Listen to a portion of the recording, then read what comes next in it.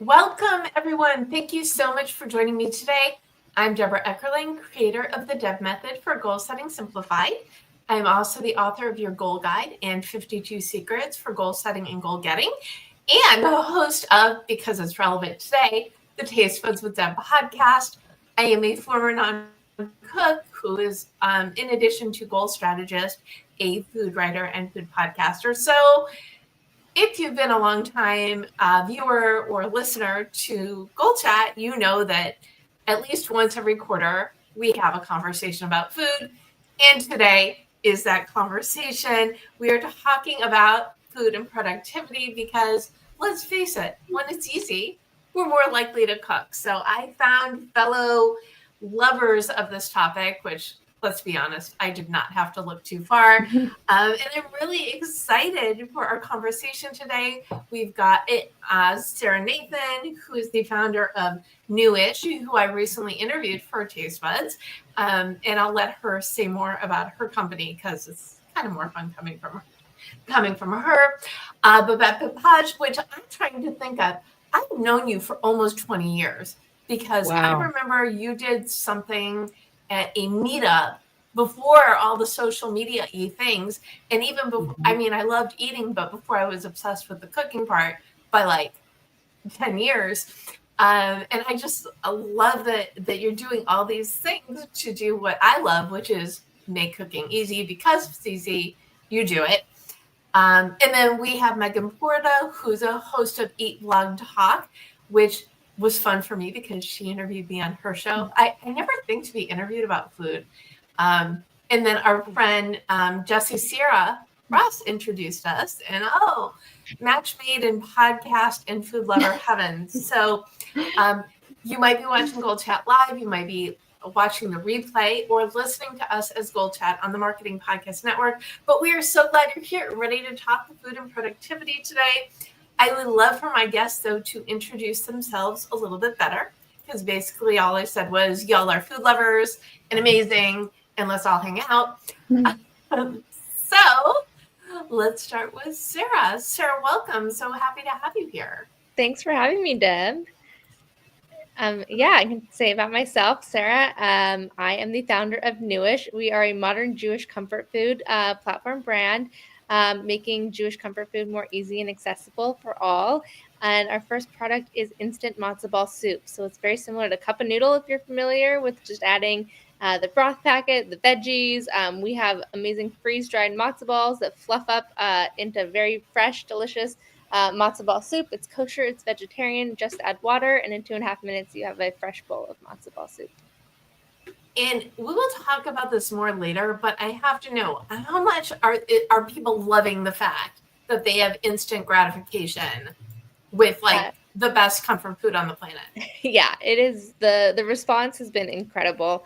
People from all over the country are buying it. We have people on military ships buying it. People who really love it, but know that it's not the easiest thing to make or the easiest thing to find. They can now have it in a way that they never could before. And I have to tell you, after I did our interview, I had to make matzo balls. I was like obsessed with them until I know I should have gone out and got your product, but I had the matzo ball mix. But as I'm making it, I'm thinking, she's absolutely right. This is time consuming. So I think you hit on like a really good niche. And who doesn't need comfort food like constantly? Exactly. Especially you said in California, it's 60 degrees today. It's yeah, Babette and I are freezing because we live here and we expect more from our weather. I know, that is true. I walked outside and I'm like, this is too cold. I don't know what this is. I'm like, I don't remember it being this cold in LA in a while. And we just had like 100-degree weather, so it's a little misleading. But I guess I should introduce myself. My name is Babette Pepaj. If you want to. I will. I'm the co-founder of a new AI kitchen assistant called BakeBot. And what that will do is it will create recipes. It will help you when you're in a pinch. You need to swap out an ingredient. It can also, you can point it towards your fridge and it'll tell you from the contents of your fridge, like what you can make. Yeah. So it'll start brainstorming with you. And it's super fun. It's I've been in food since 2006. I was the founder of BakeSpace.com, and I don't think I've seen a kitchen tool that makes me feel more empowered, because I feel like so many times we're spent going to Pinterest, or we're going to recipe sites, or we're going somewhere and it's like a recipe is almost perfect. It's like we're either missing an ingredient or we have an idea for something. And we're like always searching for that perfect recipe. So this tool hopefully will help everyone. And I'm really excited. We're in beta still, but it's free to join and free to try. And I can't wait till your community goes and checks it out. Awesome. And obviously, the easier it is to cook, the more you're going to cook. And yes, I love the whole, and I do talk to my fridge. I do talk to my ingredients, but they have not talked back until now. Not yet. Until now. No, until now. And, it's funny because, I test a lot of products and I test a lot of AI, and there's something really wonderful with, like something that to delight you. If you think about how ingredients work, sometimes you're insecure. You're like, are these ingredients so good? Can I eat this? What's the time limit? How long does this say? You have so many questions that you have to like Google or go to ChatGPT, or you have to go somewhere and be like, how do I do this? This is basically like you just talk to it. You say, how long will this last in the fridge? Like, is this good? What can this go with? So it just feels like it's having a professional chef, a best friend, and a grandma like rolled up into one, ready to help you, 24/7, and who's not going to talk back in a bad way and be like, stop asking those dumb questions. Or do you think you put maybe a little too much salt in it, right? Or well, it can help you too if you have an emergency, because sometimes I can't tell you how many times I've read the ingredients and I realize, oh my gosh, it said divided. Like I was supposed to put half of the flour in, like half now, half later, and I put all of it in. And just to have something that, in an emergency that understands cooking, there is a time limit. Like you need that information now. You don't need to be like, well, tell me what you're making. It's like, help me. I just screwed this up. Like, how do I get myself out of this situation? That's really what this is built for. So I'm really excited. And I love the use of food and emergency in the same sentence. And we will talk more about that. Well, sometimes we have an emergency. You need to get pizza right away. Frequently, we have pizza emergencies. Megan, you've been so patient. Hi, welcome. Hi, thank you. It's so great to be here, Deb. Please share who you are a little bit better than I said before. We'll go from there. Yeah, I'm Megan. I've been a food blogger, so I do have a recipe website. It's 15-ish years old, coming up on 15 years old. And on that site, I provide easy comfort food options, a lot of dinners, some lunches. The gamut, really all recipes across the board. And about 8 or 9 years ago, I started a podcast for food bloggers to help them grow and monetize their businesses. And I divide my time between those two things. So part of my time is still making food, doing videos, taking photos, and all of that fun stuff. And the other half of my time is spent on Eat Blog Talk, helping food bloggers be the awesome business, mostly women, that they are. Awesome. And this is what I really love about this show is I feel like you all should have met at some point anyway, because you're crossing a little, especially you and Babette, you're in the same space and have been in the same space as pioneers. Welcome. Megan, what city are you in? What city are you in? I'm in Minneapolis. Oh, okay. We did a tech munch in Minneapolis. Oh my gosh. I'm trying to think of what year it was. It might have been 2012 or 13. I don't know if you ever went to any of our conferences. What is that? It was a conference called Tech Munch? It's called Tech Munch. It was we did it for 10 years, and then the pandemic pretty much put the kibosh on that. But it was a traveling food blogger conference where we ran around to different cities, and we had like a local producer produce the event with us. And we had about 130 food bloggers at each city, but we did Minneapolis. And that was a big community. That was a really great community. Tampa, a whole bunch of different places. I was always surprised. It was like we thought we would bring the like blog her to the different communities versus forcing everyone to actually like travel to like a bigger conference. So 15 years, that's fantastic. Yeah. Cool. And I spoke at a Tech Munch in LA, and it was before I was obsessed with food. So I love it. I always feel like all the things I did prior to my cooking obsession was foreshadowing, which you only know after the fact, right? Can you tell I'm a writer that I use these words? Anyway, I think we need to start with a basic question, which is, what is it you love about food? To me, it's like, because it's food, but what is it you love about food so much that you created a business around food is probably the better question. Do you want to start us out, Megan? Sure. I grew up with a mom who just loved food, and she saw food as kind of a canvas. We both are artists, and I just loved seeing her take a blank slate and create something just extraordinary and delicious and also creative and unique. She always put her little mom spin on everything. So I love that about food, just that there's so much opportunity to make it your own and to make it unique. There are thousands upon thousands of food blogs in existence right now, but each blogger has a unique spin, and each recipe developer has a unique spin on the recipe. And I just think, what else can you do that with? And plus you get to eat it, and it's so delicious. So I see it as just an opportunity to be super creative and then eat my work of art. Awesome. I'm also raised by an artist who always looked at the textures of, and especially soup. You'll see I'm a little bit or a lot obsessed with soup and chicken soup in particular, because it was the melding of the flavors and the textures. So I am with you 100% on that. What about you, Sarah? Where did your food love come from? If you met me when I was a kid, I was the pickiest child you'd probably ever met. So the fact that I've come to this and been such a food lover is a surprise to many of my young childhood friends. But for me, a lot of it was, once I opened that palette and got to exploring, I went, kind of just dove deep in. I love kind of melding the marketing with food, kind of what's the psychology of why people pick certain things, what really sticks out to someone, what's the white space that they're filling, what is brand new that maybe has never existed before.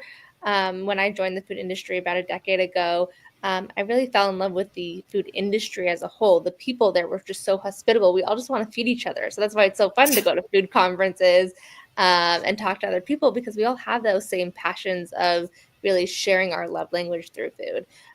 So for me, whether it's, starting a brand or helping elevate other brands in my space, I think it really is that love of knowing that we all have that same goal. It's a great goal to have, is to love food and find more ways to share that love and develop community with it. Absolutely. Babette? It's funny, my mom was like the opposite. I mean, she always made good food, but it was like a magical thing that would happen. She would go into a fridge that had nothing and come out with a meal. And I'm always like, how did she do that? But that is kind of like, that's when I was a child. I was a very picky eater too. But my turning point with food and why I decided to sort of build a business around it was I was a television producer for 15 years. I did reality shows, The Real World, Road Rules, a lot of shows you've never heard of. But last show I was on, I had to get one mother to tell another mother she was the worst mother in the world. And I was like, whoa, I think I've hit like the absolute rock bottom of like what I'm willing to do. And I look innocent, I'm like, can you please say this for me? And I was good at my job. But I took a cake decorating class, and just to kind of like feed my soul and bring me back from the dark side. And I was around these people who were like making this like basket weave, and I was like so focused on it. And I was like, what is this? Like, who are these people? Like, what is this community? And so I think really for food, the food is great and the food's wonderful and I love trying new stuff, but really it's the people that are attracted to the food community, the food bloggers, chefs, just the culinary talent is just so impressive, that it's that warmth that I think really draws me in. And with that community aspect, because that is the tagline on Taste Buds, is food, cooking, and community, because they really are interwoven. What is it? Is it that we just all have these food memories and it bonds us, or do you think it's more than that? Well, I don't know who you're asking, but I am asking all of them, but you're talking, so let's start with you, Babette. Every memory you have is like your grandma bringing you chicken soup. You know what I mean? Your mom bringing you cupcakes to school. You're, going out for your first cocktail. Like there's so many things that happen of exciting moments in your life. Every birthday has a cake. I mean, I think that food, every barbecue has a party. It's like just the list of every single food you could imagine has something that just evokes some kind of memory. So I think that's probably it. And also like we with our eyes, like we'll see a picture of a food, and we'll be like, what's that cupcake? I'll go past a bakery and be like, I want them all. It's like just, I mean, I don't know very many, maybe fashion and architecture, but there's not a lot that you just like look at something and go, I have to have that. I don't even care what that is. That looks delicious. I'm saving that screenshot on TikTok.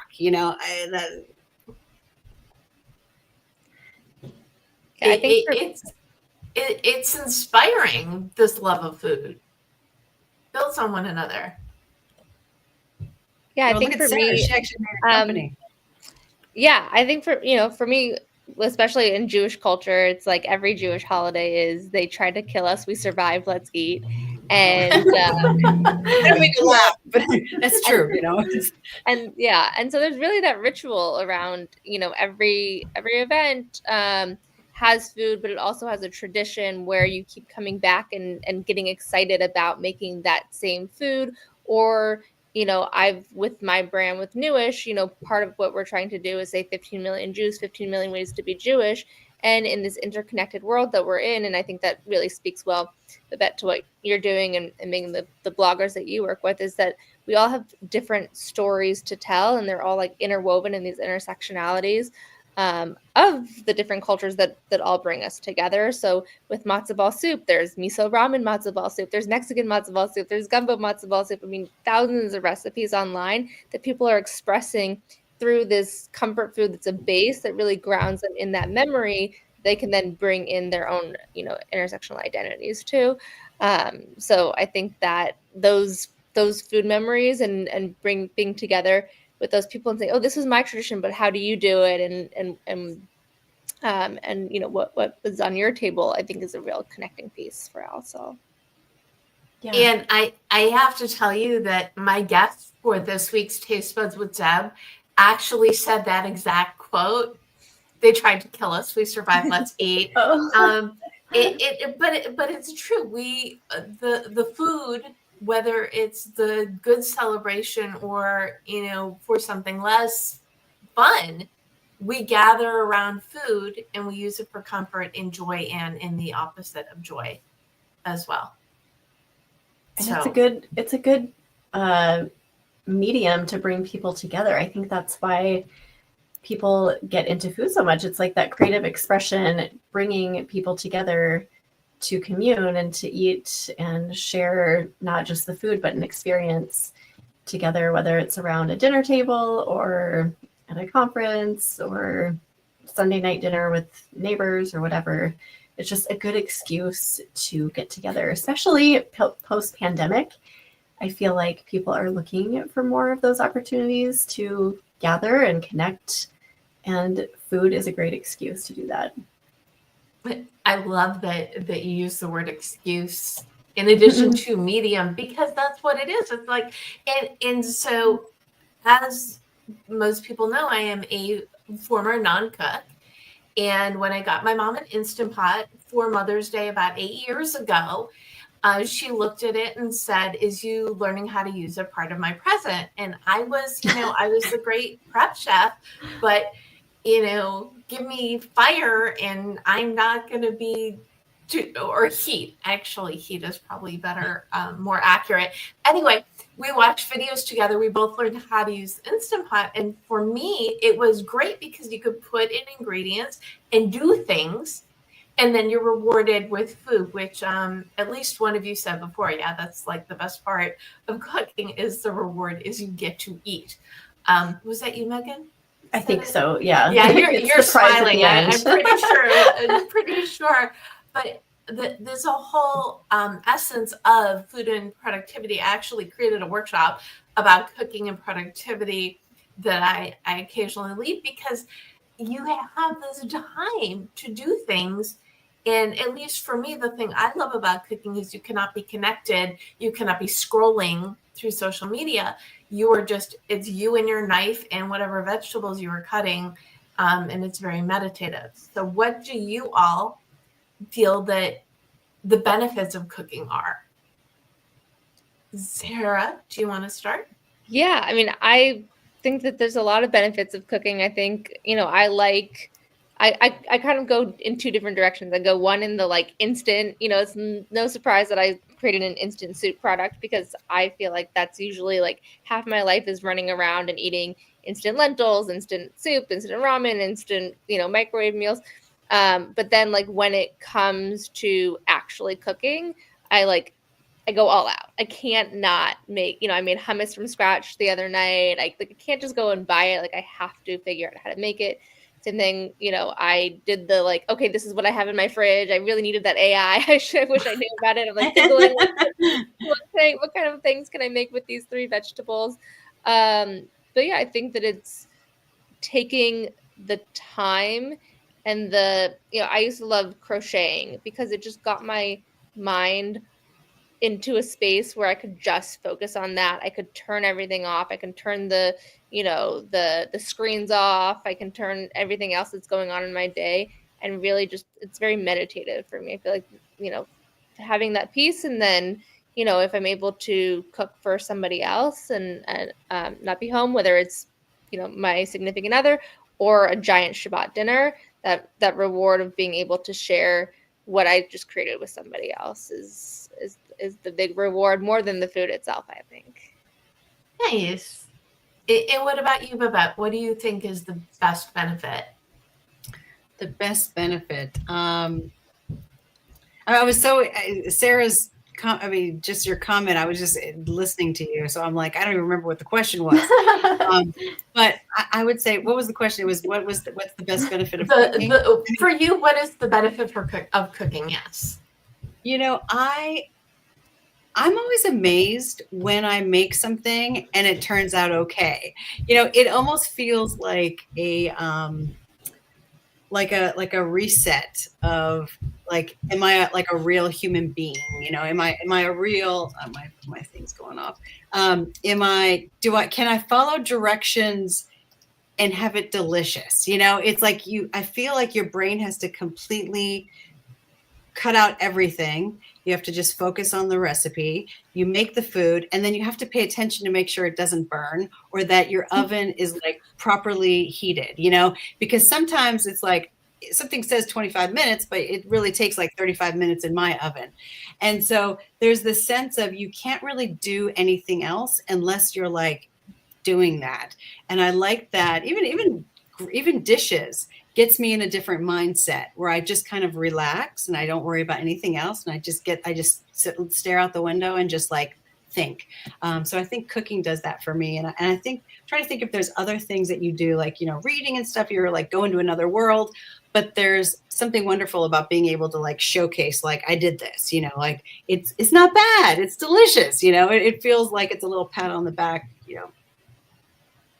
And celebrating the end product, especially when it is good, is amazing. Yeah. Even when it's not good, it's still food. I mean, sometimes my husband's like, "This sucks," and I'm like, "No," I'm like, "It's not bad." And then I realize people have different tastes. So then I'm like, well, I like it. So it doesn't matter. If you don't like it, that's okay. I'll just eat it all, So I think that's one thing about food too, is that it is so personal that something little, like just adding cinnamon to something or something that feels a little bit special, you make it yours. Absolutely. I remember when I first got obsessed with cooking, I'm like, my goal is to learn how to cook without a recipe.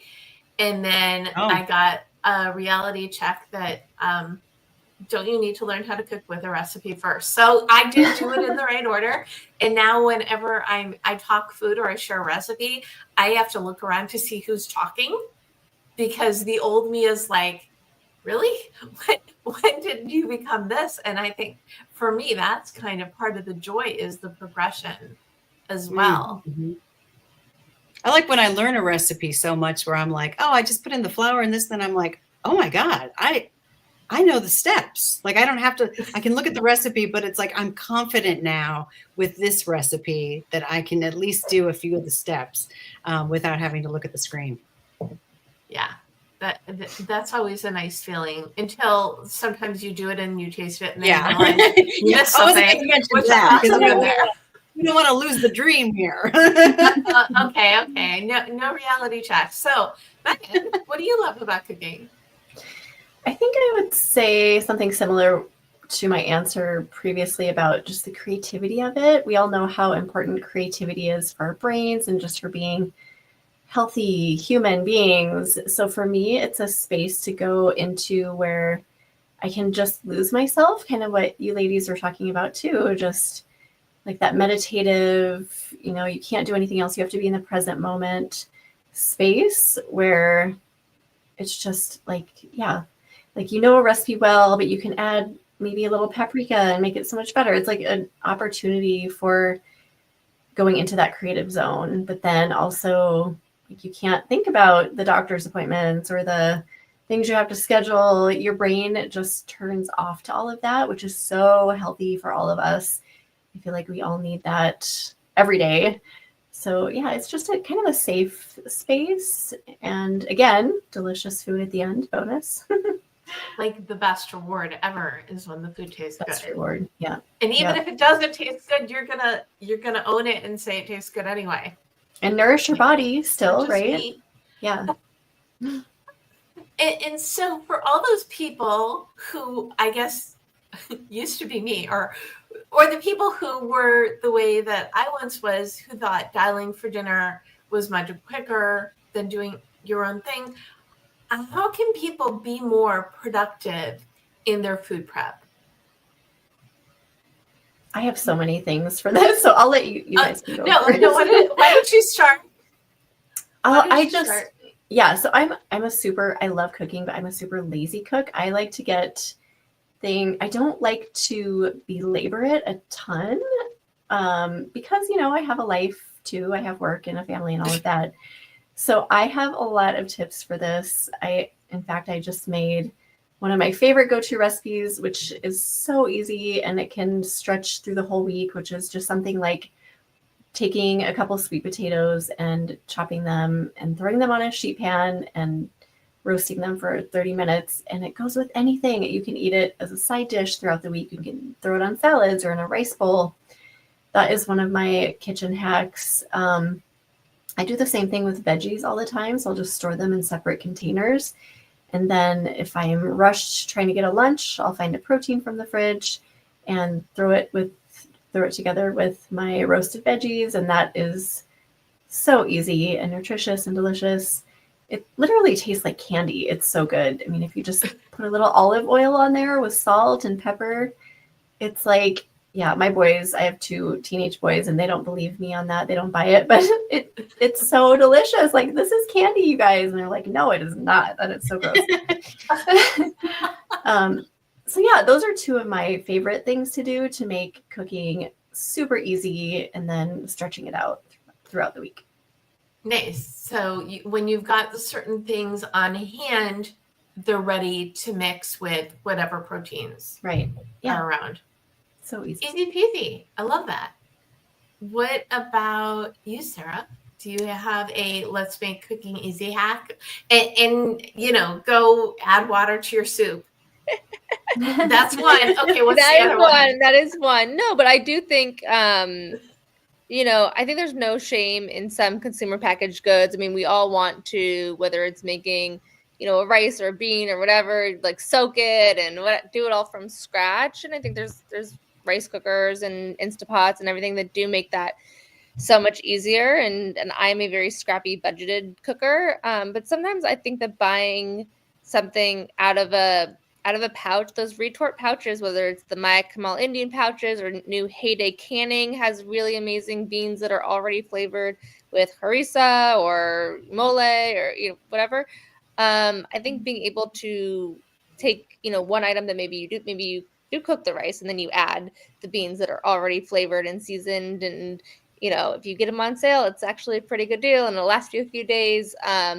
So I think that if someone's already spicing something in a way that would take me a lot longer to do, and it's just something where I need a quick meal, I think there's so many cleaner options in the grocery aisle these days than there used to be.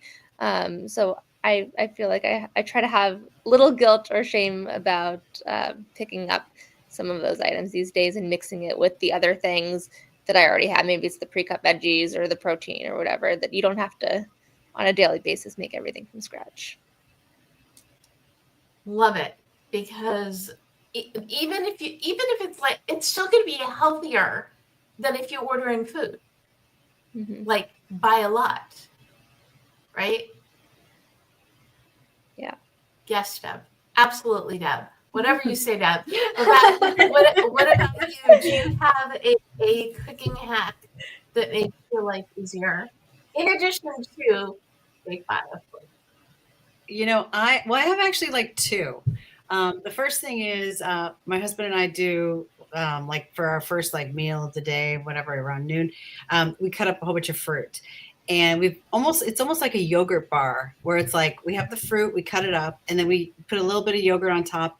And then we have taken like every kind of like nut, chia seeds, hemp hearts, like just all these bags that we have in the house, and we put them in glass containers. So it's like having your own little personal yogurt bar during the day. That has helped a lot, because it makes it so that when, I don't know if you guys have spouses or family members who do this, but if you have bags of stuff, it's like the bags open, everything goes bad, and it's like a complete mess in the pantry. So, and my husband comes in and like opens up every cabinet, every bag. He doesn't close anything. And so just having a lid I can close has like made my brain like clear, you know, and I'm like, and it's like, he just likes it. He opens it, closes it. It's like, it's simple. That's one thing that I think has saved us like a lot of like frustration, because you just pour it on and then the top goes on, and there's like no fitting where that little bag is. It's awesome. And usually like a bag can fit into a container, and we use like soup jars, mayonnaise jars, like everything from like the past I just reuse. And so none of them match, but I really like the narrow ones that are tall, because you can get more in the container. But I have a friend who stayed with us recently named Molly, who really surprised me. She would go to Trader Joe's and she would come home with like 4 items that don't match at all. Like, I'm like, what are you going to do with these things?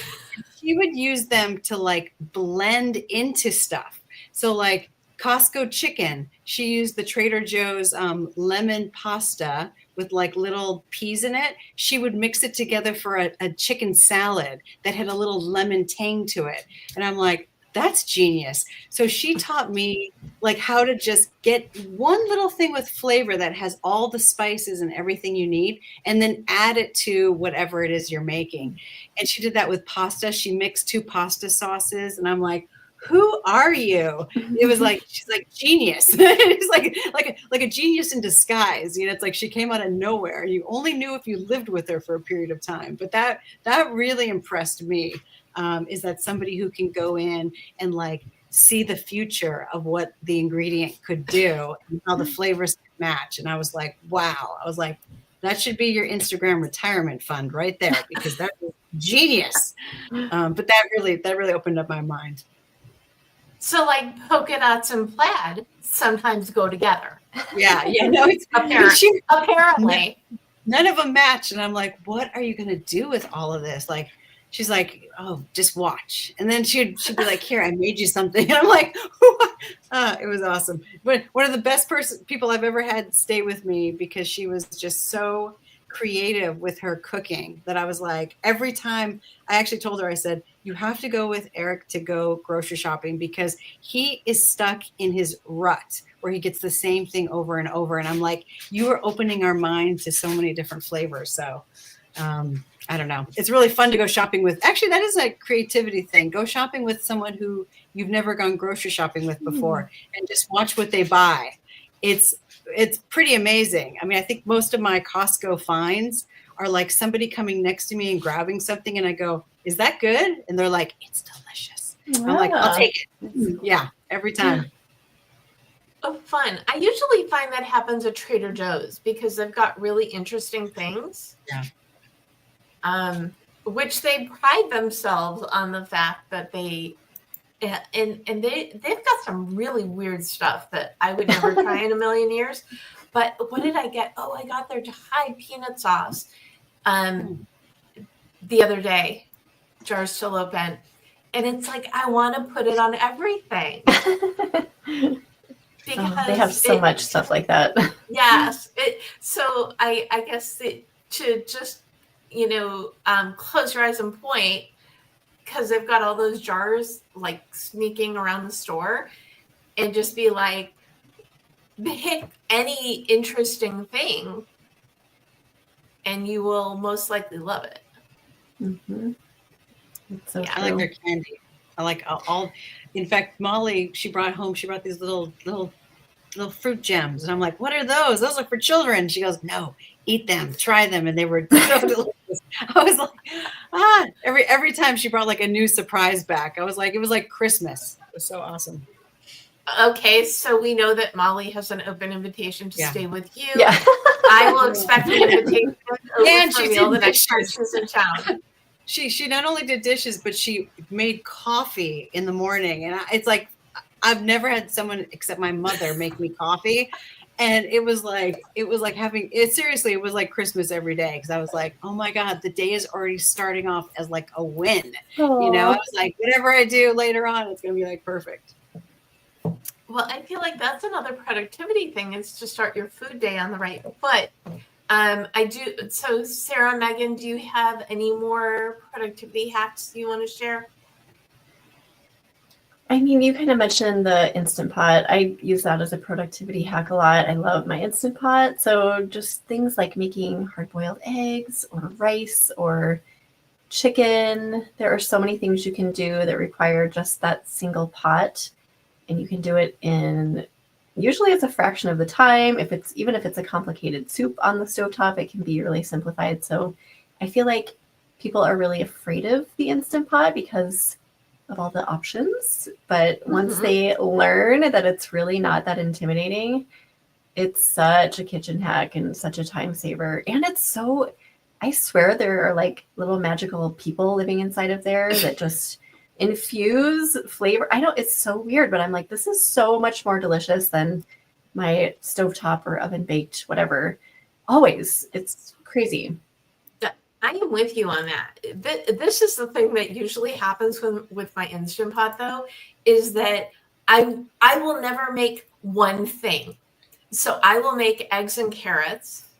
And then when I'll rinse it out, and then I'll make, I think the soup is usually next, and then I'll rinse it out, and then I'll make noodles. So I'm always just very proud of myself when I make 3 things at one time. And then, of course, with the soup, you have to save all the veggie scraps. So you make veggie broth that you can use for other recipes at later time. Mm-hmm. So for me, I don't know. Before we went live, I don't know if you guys have heard, but I am making veggie broth as we are having this conversation, because my freezer was getting a little too full of vegetable peelings, and it was time. Yum. So I did a kind of opposite. So I will probably make eggs and carrots next, and then the noodles. But like I said, usually it's the rule of 3, because if it's going to get dirty, it might as well get really dirty and get the most out of it. I like it. That's how I am with my oven.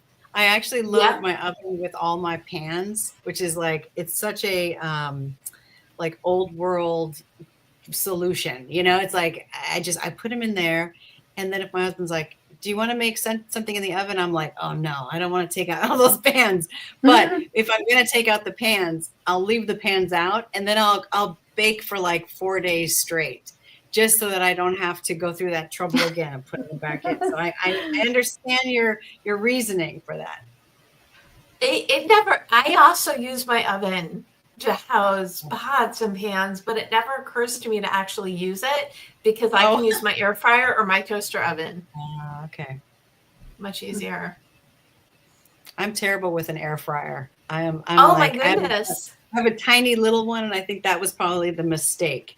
Is it's like the amateur version of it, where it's like it doesn't really handle much, and anything it does make is a little bit off. I'm kind of with ish on that, because after my gateway appliance of the Instant Pot, I got the air fryer top, the crisp lid, because I wanted to make sure, like I didn't know I wanted an air fryer, right? And then I had a Ninja air fryer for a few years, which recently went kaput. Unfortunately, Costco had one on sale, and I had sensed my air fryer was on its last legs, so I grabbed it because it was way too good of a price. And I didn't realize until I started using it that it was bigger, and not even that much, but it's like the 8-inch. I use the 8-inch rounds instead of the 6-inch. And it's amazing how much more I could cook on it. I didn't realize I was being stifled by my air fryer size. So I would watch for the next time you see a deal on an air fryer, because it is, I use my Instant Pot a few days a week. I use my air fryer probably every day. Okay. Yep. Okay. I use mine almost every day as well.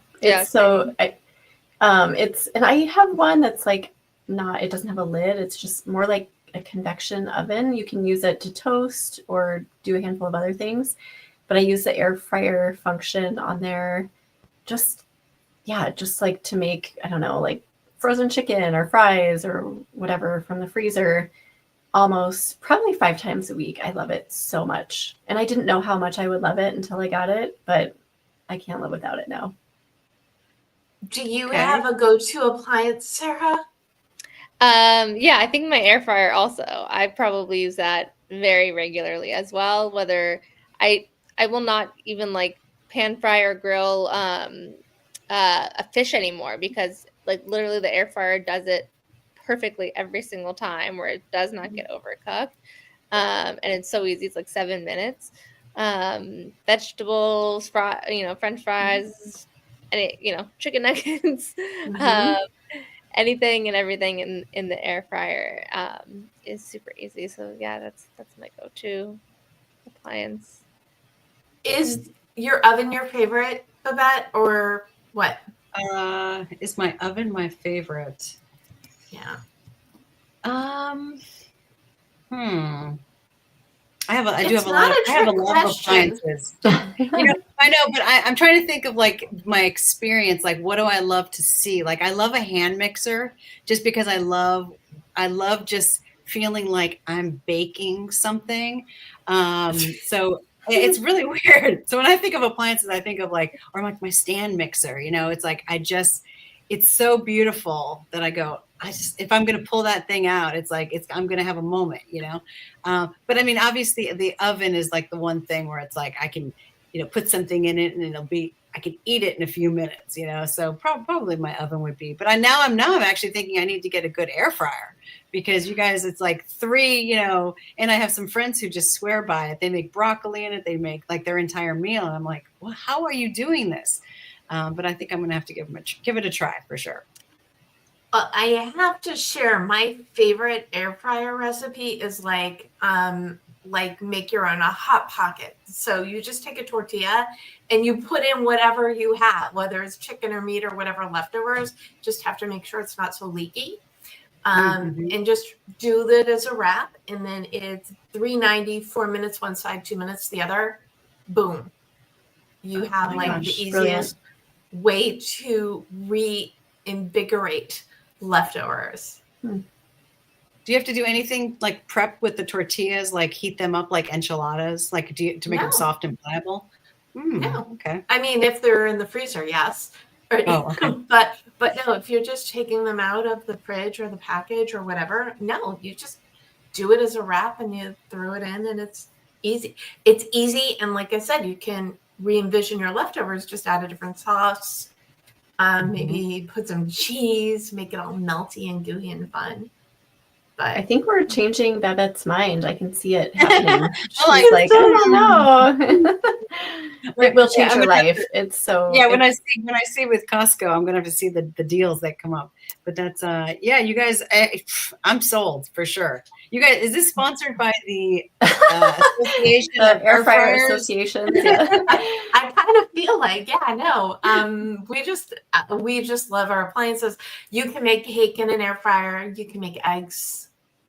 Now, and I'm going to ask you if you have a food disaster story to share, but I will share mine. I love making eggs in the air fryer, and I don't know why, but sometimes they explode. This does not happen, which is kind of how I knew the old one was a little bit. Anyway, maybe I added too much water and it was all over the place. So what I do now is I will mix up the eggs. I'll use like one of those liners, spray it with Pam or whatever, put in the eggs and then cheese and whatever, and then I will put a tortilla on top. And then you put the rack on it so it doesn't fly all over the place. And that, I think, is 5 minutes or 6 minutes on one side and 3 or 4 on the other at 350. And then you could just like make it into an omelet taco because you just fold it up and eat it. But yeah, it was the egg explosion wasn't pleasant, so I don't even tempt fate anymore. If I'm making eggs in the air fryer, it is either as part of French toast or this way. We learned. Sarah, do you have a cooking disaster story to share? At summer camp, I was in charge of staff activities, and I was like, I'm going to make cupcakes with everyone one night. And I wasn't paying attention, and I needed oil, and I couldn't find, I grabbed whatever oil was available, and it was sesame oil. And so right out of the oven, they tasted like fortune cookies, which was like really delicious. But the second they like cooled down and weren't hot anymore, they were like absolutely trash. Oh. So, no. Did you eat them anyway? No. I mean, once they weren't hot, no, they were pretty bad. I can imagine though they probably would taste good, like red hot out of the oven. Anyway, yeah, they like literally tasted like a fortune cookie. It was pretty cool. Those poor cupcakes. Megan, do you have a cooking disaster story? I have a handful of them. One was really embarrassing because I was doing a virtual class. I was cooking a class in front of, I don't know, like 20 people or something. And I can't remember the main dish I was making, but I decided to roast, I think, some sort of vegetable to go along with it. And I had it in the oven behind me, and I had the parchment paper was too big on the pan, and the rack was too high. So it caught on, like touched the top of the oven and started on fire. And oh my gosh, I was on video like, this is not happening. I turned around, there's a fire in my oven. Everything just scorched immediately. So every vegetable was like black and like charred. So I'm like trying to get the fire out, and then my smoke alarm went off, and these people are just sitting there like, oh my gosh, what is happening? I was mortified. I had to come back into the frame and like, hey, everything's okay.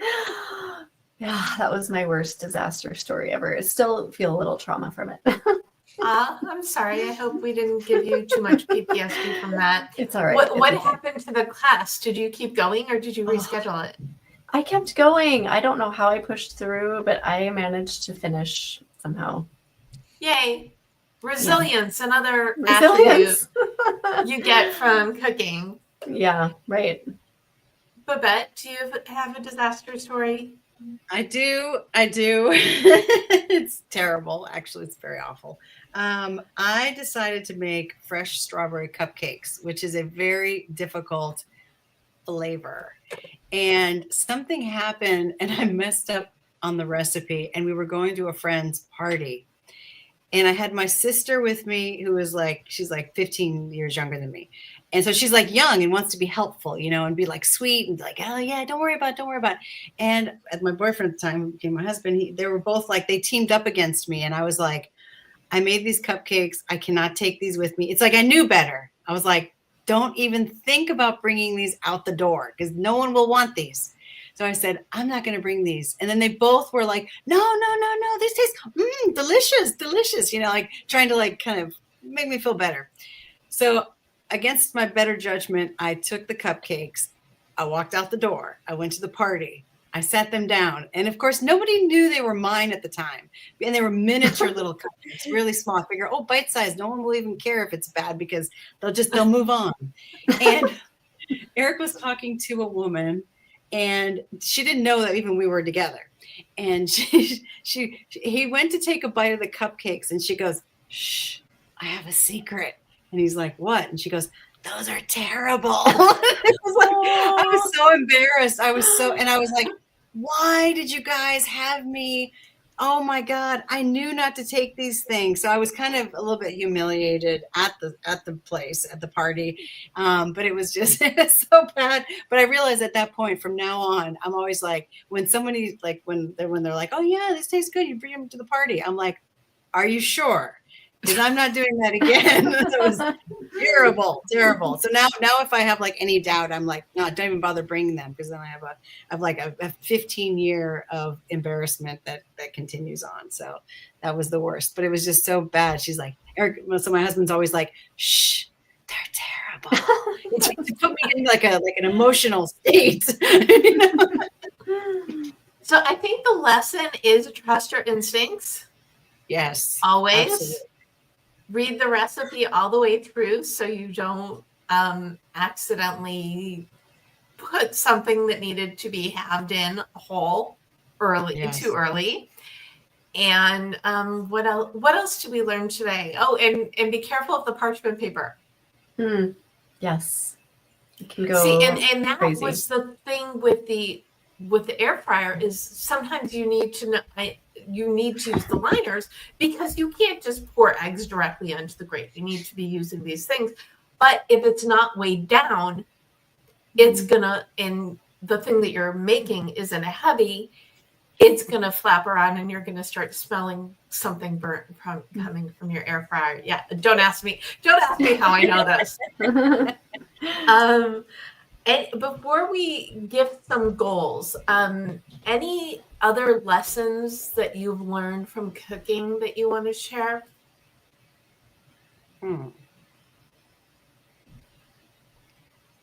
I'd say don't be afraid to try spices, to try new things, to try, new flavors. I have like a huge array of spices, and every day I try to, pick a new one and see like what it tastes like, even if it's not from your upbringing or your culture or what you're used to.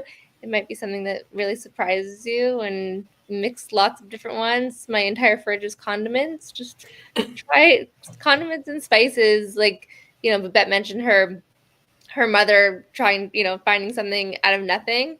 That's, my mom always says that's exactly my superpower too. She's like, you won't know people are coming for brunch till 20 minutes before. You have literally no groceries, and somehow you have a whole spread out, and it's because I have the pantry staples, I have the spices, I have the condiments all ready to go, so I can take anything that's super, super simple and really elevate it. So I think if you have those basics at your ready, then cooking should feel less intimidating, because you have all the tools at your disposal. I think it's when people don't always have the available tools and get to play around and be creative, then it does become harder. Because you can't create yes, you can create things out of thin air, but only if you've got the staples to mix with the thin air, right? Yes. And I would say, to go along with that, don't be afraid to try new things from the store. So this is something my mom taught me is that like there are all kinds of produce available, and you might not know what they are, but they might be really delicious.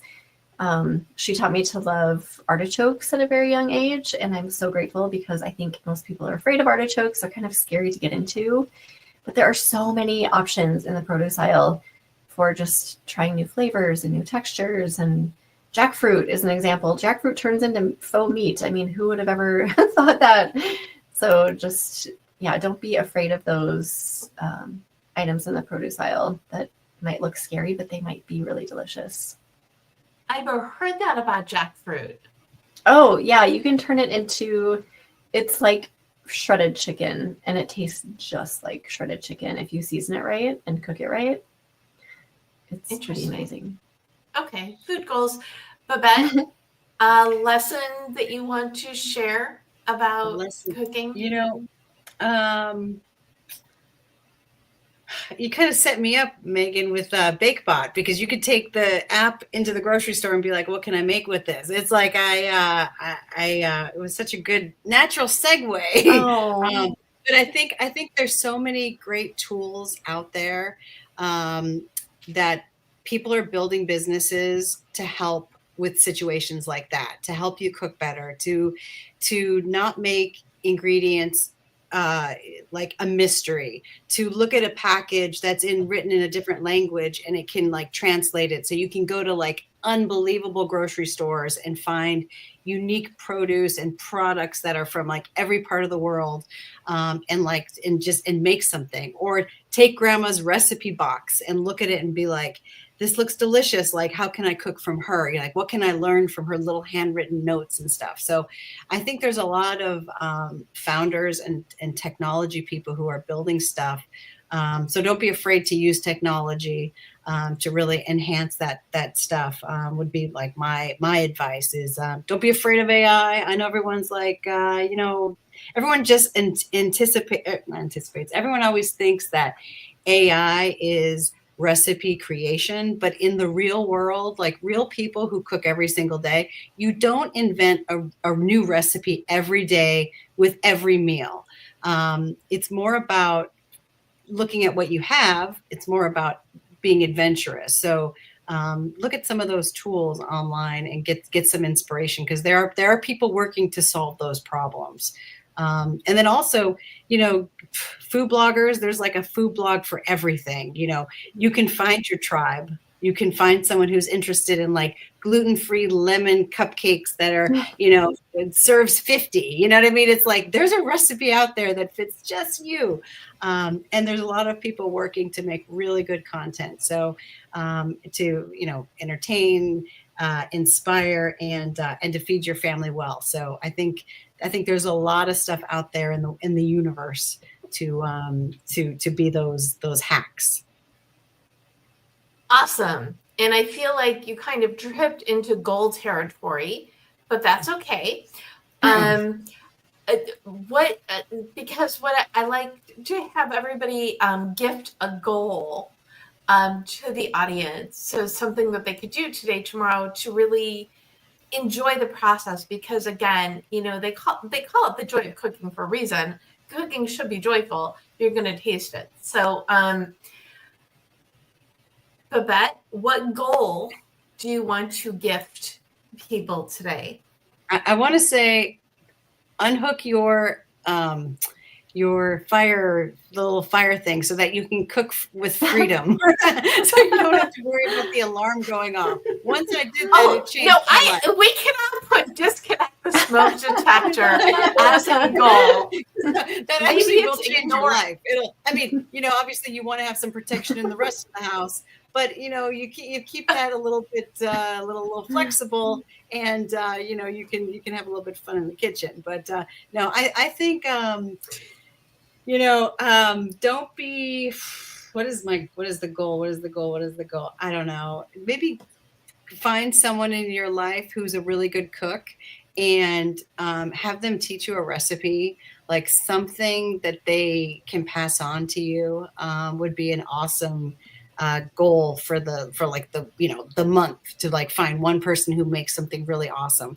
I think that would improve your life, and you would find such amazing gems of recipes, I think. And cooking techniques too.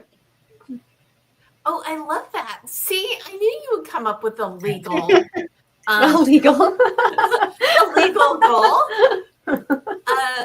Sarah, what goal do you want to gift? Yeah, I would say take something that maybe you think that you don't normally like. Like I know a lot of people say, "Oh, I'm not a big fan of eggplant." Well, maybe they haven't had it cooked the right way. So maybe, decide if you've had it, just roasted, maybe you do make baba ganoush or you stir fry it. Try something that maybe you think that you haven't like tried in a different way because maybe it's just the way it was cooked or it was the way it was seasoned, and you haven't really given that vegetable or that food the real proper go that it deserves. Excellent. I like it. Take an ingredient you think you don't like and try cooking it a different way. And then if you still don't like it, you don't have to eat it again, but at least try it, right? Well, isn't it? I think Brussels sprouts is the example that I've heard so many times because people used to hate them.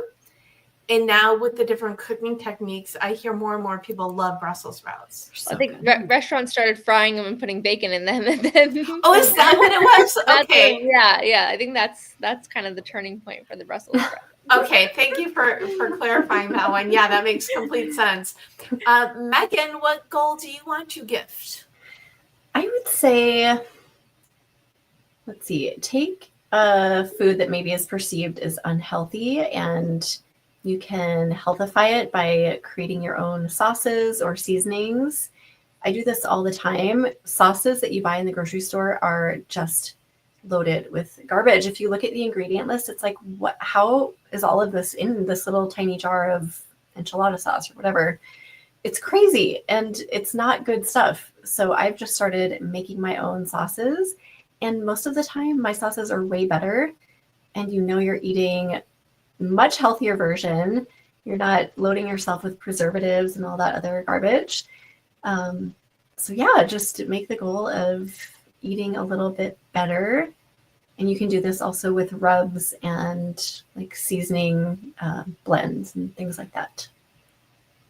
I feel very hot for buying peanut sauce from Trader Joe's because I know that what you're supposed to do is take the end of a jar of peanut butter and use that to make your peanut sauce. So I will do that next time. I will be unlazy, but it just looks so good. Anyway, try different things and healthify the ones that are less healthy. Okay, I think I saved myself. This has been so much fun. I cannot believe how the time flew. Where can people learn more about each of you and your endeavors, Sarah? You can find us at NOOISHfoods.com, at NOOISHfoods on Instagram and TikTok, all the social media platforms. We are doing right now a Mother's Day gift box as well as a Finals Week de-stressing gift box. So it's not only our product, but a bunch of other high-end Jewish-owned products that you can gift to loved ones and make their day. Awesome. Love that. Okay, Babette, where can people learn more about you? Sure. You can find me on LinkedIn about me. But if you want to come and check out BakeBot, you can go to BakeBot.ai, and it's free. It's free to join. It's free to create an account and save your recipes. But it's also free to try too. So if you want to see what that vision tool is like, where you're pointing towards your pantry or your fridge, you don't have to join. It'd be great to join. It'd be great to save your recipes, but you can definitely give it a try. So if anyone wants to check that out, we welcome you for sure. Awesome. And Megan, where can people learn more about you? If you're interested in comfort food recipes, I have 1,000-ish recipes on my blog, and that is at pipandebby.com. If you want to learn about how to maintain a blogging business and everything involved in that, including like mindset and SEO, Pinterest, the whole gamut, you can go to eatblogtalk.com and find all kinds of good information there. Wonderful. And I am at the Deb Method everywhere. And if you go to thedebmethod.com/blog, you will get the all the links and the goals and the notes from the episode and watch the replay. And if you need a little bit of extra help towards your goals, you can grab a copy of your goal guide and or 52 secrets for goal setting and goal getting at your favorite place to buy books. I am live every Monday at 4 p.m. Pacific on Facebook, LinkedIn, and YouTube. And you can, and then you can also subscribe. New GoalChat episodes, which is basically the audio version of this, are released every Thursday. And like I said, you can follow me at the Deb Method everywhere for inspiration and motivation to reach your cooking, food, and other kinds of goals. This has been so much fun. Sarah, Babette, Megan, what final food for thought would you like to leave everybody with? Yes, I said it. You should have expected it. Sarah, final thought? Take advantage of soup season before it goes away. Oh, it's Or always soup soup during season. the summer. It is always soup season, but yes, take advantage of soup season because it is the ultimate comfort food for sure. Babette, food for thought? I'm sorry, final food for thought. Final food for thought. Final food. I don't know.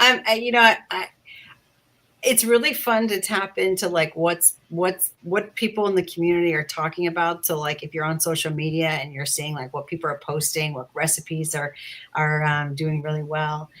TikTok is like a crazy beast to find like interesting. I have a girlfriend, same girlfriend, Molly, who always sends me like, look at these new recipes people are doing. So there's so much creativity that you're seeing online that I think just kind of diving into a couple of those platforms, once a week, once a month, just to kind of get your creative juices going. I think that would be pretty cool. Fun. Again, more food goals. I love it. Megan, final thought to you. Since I mentioned the artichoke earlier, go get an artichoke or two and you just have to boil them. It's so easy. You boil them in water, that's it.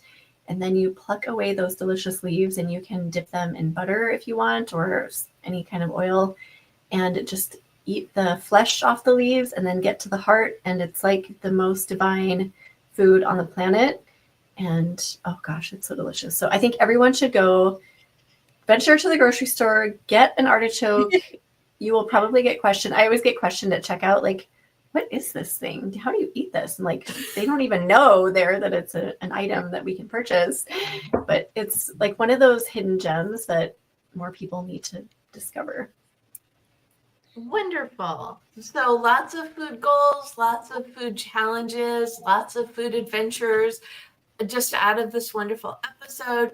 Thank you again, Sarah and Babette and Megan, for joining me. Thank you for tuning in, whether you're watching us as GoalChat Live, the replay, or listening to us as GoalChat on the Marketing Podcast Network. We are so glad you chose food goals today, food and cooking goals. So go and have a food adventure, enjoy it, and we know you can do it.